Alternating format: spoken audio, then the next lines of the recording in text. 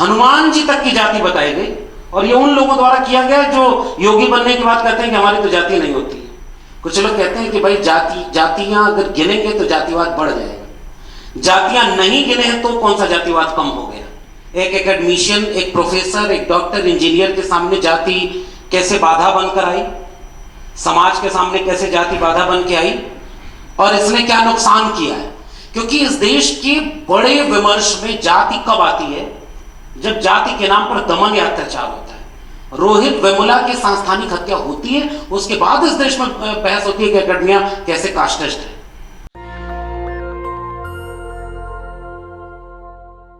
जिस दौर में पूरे देश को कुछ पूंजीपतियों के हाथों में बेचा जा रहा हो और सब कुछ पूंजी से संचालित किया जा रहा है, वैसे वक्त में जब साहित्यिक आयोजन और इस तरह की गतिविधियां भी बड़े बड़े पूंजीपति आयोजित करते हैं। अडानी जी ने जब एनडीटीवी को खरीदा तो उसके बाद प्रेस की आज़ादी पर ही उनका पहला इंटरव्यू हुआ था। ऐसे वक्त में मुझे लगता है कि इस तरह का आयोजन जो जन आयोजन है, आम लोगों के सहयोग से, आम लोगों के हिस्सेदारी और पहल से ये कार्यक्रम हो रहा है, तो बहुत बधाई और शुक्रिया कि इस साहित्यिक, सांस्कृतिक और राजनीतिक आयोजन में हमने एक बहुत ज़रूरी विषय को एक सत्र दिया है। साहित्य की दुनिया में जाति क्या है या समाज में जाति क्या है। असल में हम लोग एक ऐसे डॉक्टर के सामने बैठे हैं जिसके सामने मरीज ये कहता है कि मैं बीमार नहीं हूं, तो इस बीमारी का इलाज संभव नहीं। सबसे पहली बात यह है कि जाति एक बीमारी के मानंद आइडिया ऑफ इंडिया के सामने चैलेंज है। इस बात को ही आज़ादी का अमृत महोत्सव मनाने वाला मुल्क अभी तक कबूल नहीं कर सका है। और जो बात रतनलाल जी ने कही, मैं उसमें जोड़ता हूं एक बात कि जाति पर बात करने की जिम्मेदारी इस देश के SC ST OBC या पसमानदा मात्र की ही नहीं है। यह अच्छी बात है कि इस आयोजन में एक सत्र इस पर रखा गया है। तो इस मंच से जो बात कही जाएगी वो ये कही जाएगी कि जाति इस तरह से आइडिया ऑफ इंडिया के सामने चैलेंज है। एक एकेडमिशियन, एक प्रोफेसर, एक डॉक्टर, इंजीनियर के सामने जाति कैसे बाधा बनकर आई, समाज के सामने कैसे जाति बाधा बन के आई, और इसने क्या नुकसान किया है। इस पैनल से यह बात देश के सामने जाएगी। और इसी के समानांतर एक दूसरा पैनल होना चाहिए जिसमें सारे अपर कास्ट के लोग बैठे हों और वो ये बात करें कि हम इस बीमारी को ऐसे ठीक करेंगे। और क्योंकि जब तक, जैसे हम महिलाओं के सवाल को मैं अक्सर जाति के सवाल से जोड़कर देखना पसंद करता हूं। अगर इस देश को, इस समाज को जेंडर न्यूट्रल बनाना है तो इसकी सीख, इसकी बात महिलाएं करें, यह जरूरी है। उससे ज्यादा पुरुषों के बीच ये बात की जानी चाहिए कि आप थोड़ा अपने भीतर सुधार करिए। शुरुआत तो थोड़े से ही करें। तो एक तो ये बात, दूसरी बात ये कि जाति एक ऐसी चीज है कि जिसमें सबसे महत्वपूर्ण बात ये निकल कर आती है कि जो जाति बनाई कैसे है। हमारे यहाँ तो डॉक्टर अंबेडकर ने बाकायदे एक किताब लिखी, और मैं जब आइडिया ऑफ इंडिया के परिप्रेक्ष्य में इस पूरे सवाल को देखता हूं तो डॉक्टर अंबेडकर ने जब 26 नवंबर 1949 को यह बात कही कि भारत एक राष्ट्र है नहीं, इसे राष्ट्र बनना है, ये बनता हुआ राष्ट्र है, और उसके सामने कुछ चुनौतियां हैं, उन चुनौतियों से हम लड़ेंगे, उसकी दिशा दशा क्या होगी, उसके लिए उन्होंने दस्तावेज तैयार किया कि भारत का संविधान है। अब इसकी जिम्मेदारी तो इस राष्ट्र के चलाने वाले लोगों पर थी। उन्होंने एक ख्वाब देखा कि हम एनिहिलेशन ऑफ कास्ट करेंगे, जाति का विनाश, और उसका बाकायदे खाका रखा गया। और उस समय आर्य समाज के लोग जो एक जात पात तोड़क मंदिर चलाते थे वो भाषण भी नहीं दे सके क्योंकि वो बहुत कड़ी बात थी। मानव कांशी राम आते हैं आजाद भारत में उत्तर पक्ष में, और वो ये बात कहते हैं कि जाति तोड़ने से, हमारे चाहने से जाति टूटी नहीं, तो मैं इन सारी जातियों के लोगों को जोड़ूंगा और इन्हें सामाजिक, सांस्कृतिक और राजनीतिक हिस्सेदारी की लड़ाई में इस जाति का इस्तेमाल करूं। हालांकि बाद में उन्होंने नारा भी दिया था कि जाति तोड़ो समाज जोड़ो। इसका मतलब यह है कि हमारे तोड़ने से जाति टूटी नहीं, लेकिन इस पूरे विमर्श ने आइडिया ऑफ इंडिया को मुकम्मल किया है। अगर आप आइडिया ऑफ इंडिया या किसी भी तरह का, हमारे हिंदी में सर हिंदी नवजागरण पढ़ाया जाता है और उसमें एक आध चैप्टर थोड़ा सा ज्योतिबा फुले और सावित्रीबाई फुले का है। मतलब आइडिया ऑफ इंडिया में आप देखेंगे कि वो जो पूरी वैचारिक परंपरा है वो सिलेबस में नहीं है, वो हमारे विमर्शों से गायब रही। 1980 के बाद अभी बहुत कम वक्त गुजरा है कि जब स्त्री विमर्श, दलित विमर्श और आदिवासी विमर्श आया है। इसका मतलब यह है कि अभी इस आइडिया ऑफ इंडिया में बहुत सारा काम होना बाकी है। अब ये काम होगा कैसे? अब ये काम अगर जाति की, जैसे बीमार व्यक्ति है और वो ये कहे कि पहले तो ये कबूल तो करे कि वो बीमार है, फिर उसका दूसरा स्टेप होगा कि बीमारी क्या है इसकी पड़ताल, और तीसरे स्टेप पर है इलाज। हमारे यहां हुआ ये कि जाति जनगणना का सवाल चुकी है आपका, तो जाति गिनने से जातिवाद बढ़ जाएगा, इतना मासूम तर्क 1951 मात्र का नहीं है, 2023 का भी है,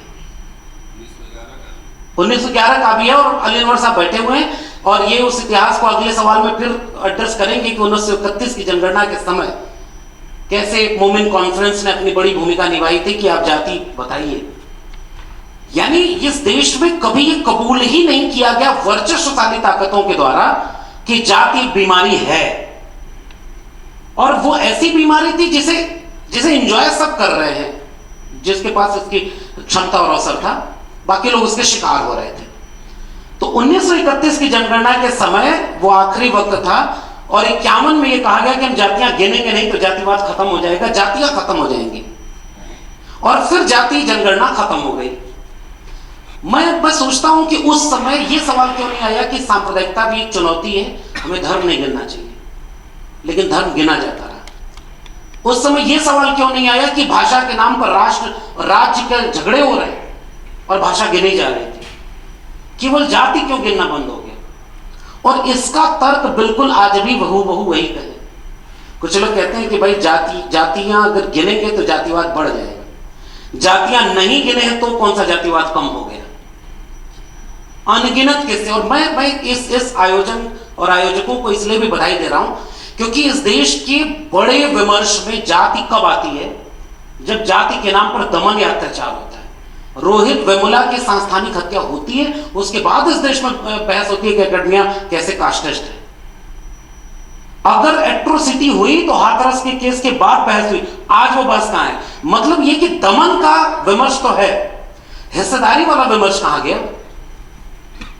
कि जितने लोग हैं उनको उतनी हिस्सेदारी मिलनी चाहिए थी, इस विमर्श तक जाति को क्यों नहीं लेके आया गया? मैं दिल्ली विश्वविद्यालय में हूं तो मैंने एक आरटीआई लगाई और 2019 तक इस देश में, और ये बात मैं तब कह रहा हूं जब इस देश का प्रधानमंत्री पद का दावेदार खुद को ओबीसी बताता है, और उस समय 2013 में, उसके पहले मुख्यमंत्री थे तो उन्होंने कभी अपनी जाति नहीं बताई।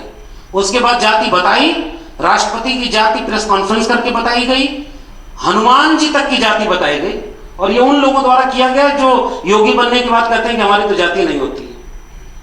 तो ये काम हुआ उस समय, और 2019 तक इस देश के केंद्रीय विश्वविद्यालयों में एक भी ओबीसी प्रधानमंत्री तो फिर क्या ही होगा, प्रोफेसर नहीं है। और आज के डेट में 97% प्रोफेसर की पोस्ट वैकेंट है, और अब नई शिक्षा नीति ने पूरी शिक्षा को बेच दिया है। जैसे आप हिस्सेदारी मांगने आएंगी वो सवाल खत्म कर दिया जाएगा। जाति जनगणना का सवाल इस राष्ट्र के निर्माण का सवाल है। जब तक आप पहचानेंगे नहीं कि किसकी हिस्सेदारी नहीं मिली, तब तक आप कास्ट सेंसस की बात क्यों नहीं करेंगे?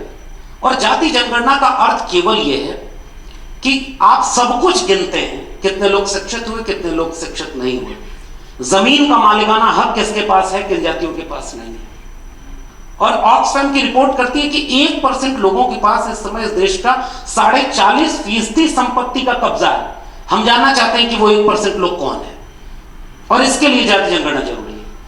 ऑक्सफैम की रिपोर्ट कहती है कि 50% लोग 3% संपत्ति पर गुजारा कर रहे हैं, और अगर उसको एक्सटेंड कर दीजिए तो 90% लोग 5 से 10% जो वेल्थ है उस पर गुजारा कर रहे हैं। हम ये जानना चाहते हैं कि वो 90% लोग किस तबके के हैं। कहीं वही तो नहीं है जो हजारों साल से धन संपत्ति और हिस्सेदारी से वंचित थे।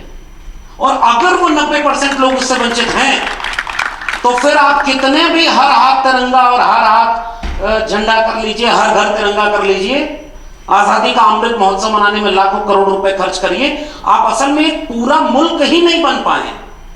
और अगर आपको एक मुकम्मल मुल्क बनना है तो आपको अपनी बीमारी को चिन्हित करना होगा, उसे पहचानना होगा और तब जाकर के। और आखिरी बात यह है, आप फेलोशिप देते हैं तो आप जातियां पूछते हैं, आप सरकारी ऑफिस में हैं तो जाति पूछते हैं, आपका सर्टिफिकेट बनती है। ये अलग बात है, अब सर्टिफिकेट गलत भी हो जाती है। आजकल तो कुछ राज्यपाल बने हुए लोग कहते हैं कि गांधी जी के पास तो डिग्री नहीं थी बैरिस्टर की, अब ये प्रधानमंत्री की डिग्री आज तक वैलिड नहीं है, संदर्भों से काट के। मेरा कहना यह है कि मैं गांधी को क्यों इस मंच पर याद कर रहा हूं, अंबेडकर को हम बार बार याद करते हैं। गांधी और अंबेडकर का जो संवाद हुआ है, उस संवाद में गांधी कई भरोसा दिलाते हैं अंबेडकर को कि हम ठीक करेंगे इस देश में, इस देश के जो सामाजिक ढांचा है उसको ठीक करेंगे और सवर्णों को इसकी जिम्मेदारी देंगे कि सवर्ण अपने भीतर सुधार करें। और 1940 के बाद नवजीवन में गांधी बाकायदे लिखते हैं कि जो जिम्मेदारी सवर्णों को निभानी थी वो उन्होंने नहीं निभाई। और बार बार वो कहते हैं कि डॉक्टर अंबेडकर की जगह अगर मैं होता, कुछ लोग आए और उन्होंने कहा कि डॉक्टर अंबेडकर बड़े नाराज होते हैं आपसे, तो उन्होंने कहा कि उनकी जगह मैं होता तो इनसे कई गुना ज्यादा नाराज होता। तो गांधी तो संवाद करते थे। हालांकि मैं इस मंच से यह भी कह दूं कि गांधी के मरने पर अंबेडकर इस तरह से अमानवीय ढंग से नाराज भी नहीं हुए थे। अंबेडकर नाराज और अफसोस था उन्हें, और उन्होंने जो पूरा संदर्भ लिखा है उसमें बाकायदे इस बात का अफसोस किया है। वो गांधी से बहुत असहमत होते थे, वो कहते थे कि मतलब हमने बहुत करीब से इन्हें देखा, लेकिन कभी वो वाला माहौल नहीं था। गोली मारने वाले लोगों के साथ कभी अंबेडकर खड़े नहीं हुए। और इसलिए मैं इस बहस को आज के लिए इसलिए कह रहा हूं, 2023 का कोई भी भारत हम ऐसा कतई नहीं बना सकते जिसमें हम ये चिन्हित न कर लें कि इस देश के जितने भी सार्वजनिक संस्थान है, निजी संस्थान है, मंडल कमीशन की रिपोर्ट तो कहती है कि प्राइवेट सेक्टर जैसा कुछ होता ही नहीं। अगर आपने 1 रुपए सरकारी संपत्ति, सरकारी पैसा, सुविधा लिया है तो आप प्राइवेट नहीं है, और वहां पर रिजर्वेशन होना चाहिए। और रिजर्वेशन का नाम आते ही लोगों को अफसोस होता है, जब से ईडब्ल्यूएस रिजर्वेशन आया तब से अफसोस नहीं होता। कहना मेरा यह है कि यह जाति जनगणना का सवाल राष्ट्र निर्माण का सवाल है, यह किसी दलित, पिछड़े, आदिवासी मात्र का सवाल नहीं है। अगर कोई भी व्यक्ति जो संविधान को मानता है, कोई भी व्यक्ति जो सामाजिक न्याय को मानता है, उसे जाति जनगणना का समर्थन करना चाहिए। और जाति जनगणना का समर्थन हो, आरक्षण पर खुली बहस हो, तभी मुझे लगता है कि हम एक मुकम्मल मुल्क बना पाएंगे। शुक्रिया। नेशनल दस्तक की आपसे गुजारिश है कि अगर इसको बचाना चाहते हैं तो नेशनल दस्तक को सब्सक्राइब करने के लिए रेड कलर के सब्सक्राइब बटन को दबाएं, फिर बेल आइकन की घंटी दबाएं। नेशनल दस्तक को बचाने के लिए बहुत जरूरी है कि हर खबर को शेयर करें, लाइक करें, कमेंट जरूर करें।